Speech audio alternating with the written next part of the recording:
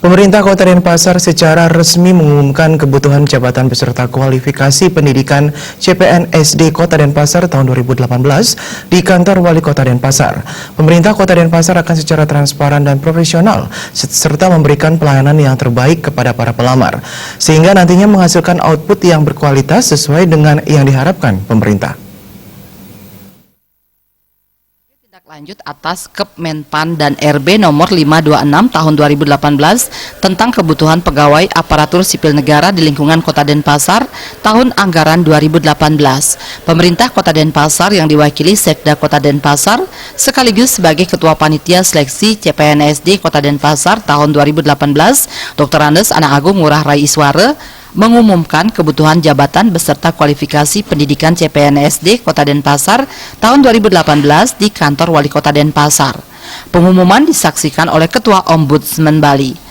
Pemerintah Kota Denpasar telah mengusulkan kebutuhan CPNSD Kota Denpasar ke Menpan RB sejumlah 824 usulan kebutuhan yang terdiri atas tenaga pendidik, tenaga kesehatan, dan tenaga teknis lainnya dari berbagai disiplin ilmu. Setelah melalui proses validasi oleh pusat, pemerintah Kota Denpasar mendapatkan 249 formasi CPNSD sesuai batas usia pensiun BUP 2017.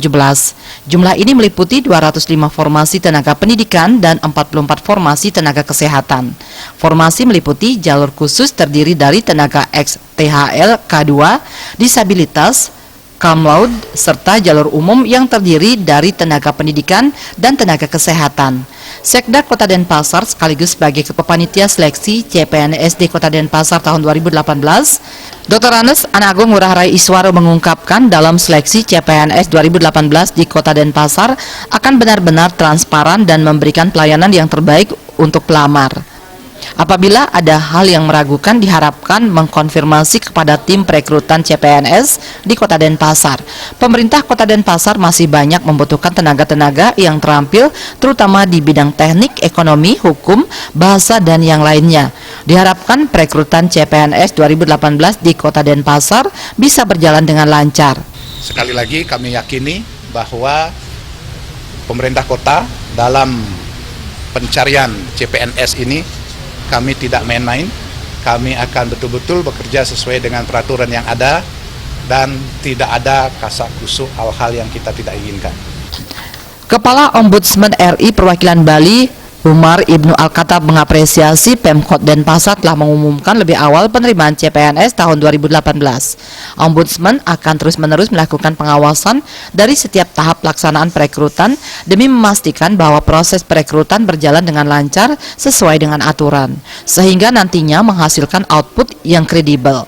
Segala kekurangan yang dibutuhkan Pemkot Denpasar terkait dengan SDM, Ombudsman akan melakukan analisa kebutuhan yang diperlukan dan disampaikan ke pusat.